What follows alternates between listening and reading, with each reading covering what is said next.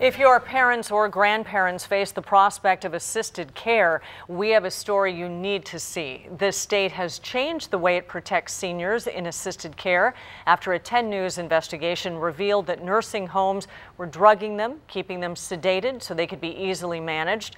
I-Team reporter Mitch Blocker shows us how the case that sparked this change came right out of San Diego County.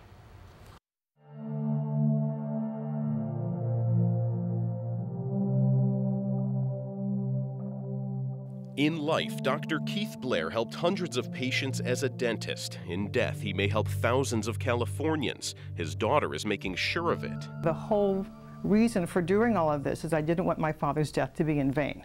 What Marion Hollingsworth is doing is holding this La Mesa nursing home accountable. She claims doctors here gave her father an unnecessary dose of antipsychotic drugs. But Dr. Blair wasn't psychotic, and the nursing home never asked permission to give him those drugs.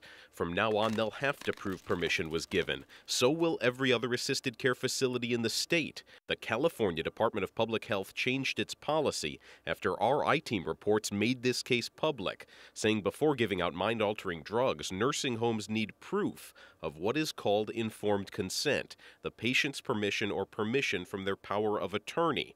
Before, if a patient was already on antipsychotics, the home never needed to verify if consent was given.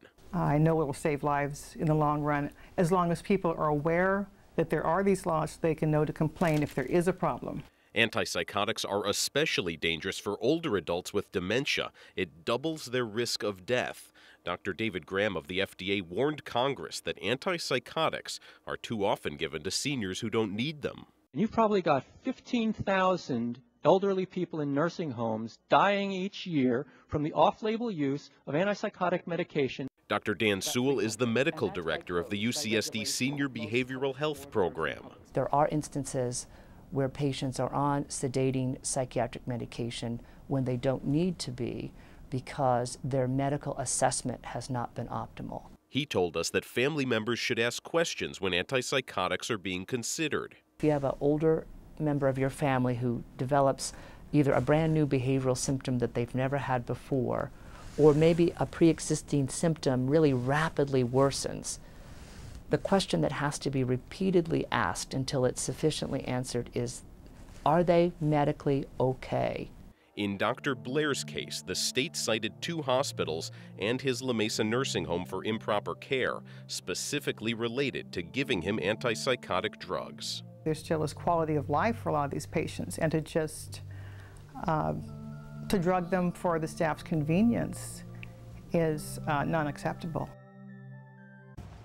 Antipsychotic drugs are the top-selling class of drugs in the United States, earning $14 billion a year. The La Mesa nursing home where Dr. Blair stayed says staff does not drug seniors, but they still will not talk about Dr. Blair's case. His daughter is suing them and the doctor who cared for her father. For the I-Team, I'm Mitch Blocker, 10 News.